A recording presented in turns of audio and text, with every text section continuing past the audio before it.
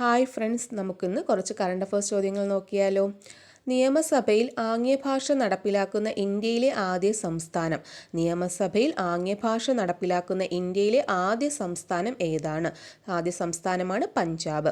2025 ഓഗസ്റ്റിൽ പുറത്തുവന്ന കണക്കുകൾ പ്രകാരം വിലക്കയറ്റ തോതിൽ ഇന്ത്യയിൽ ഒന്നാം സ്ഥാനത്തുള്ള സംസ്ഥാനം കേരളം.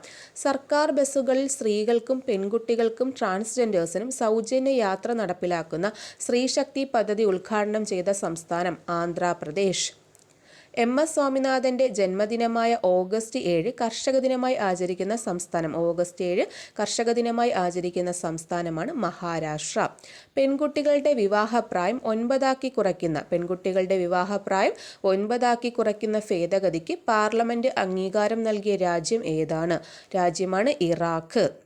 ഇന്ത്യയിലെ പ്രധാന തുറമുഖങ്ങൾ ഉടനീളമുള്ള പ്രവർത്തനങ്ങൾ ഏകീകരിക്കുന്നതിനും കാര്യക്ഷമമാക്കുന്നതിനുമായി ആരംഭിച്ച സംരംഭമാണ് വൺ നേഷൻ വൺ പോർട്ട്. 37ാമത് കേരള ശാസ്ത്ര കോൺഗ്രസ് വേദി. 37ാമത് കേരള ശാസ്ത്ര കോൺഗ്രസിൻ്റെ വേദിയാണ് തൃശ്ശൂർ.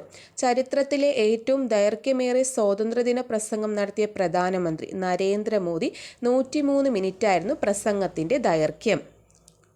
2025 രാഷ്ട്രപതി ഭരണം നിലവിൽ വന്ന സംസ്ഥാനം മണിപ്പൂർ.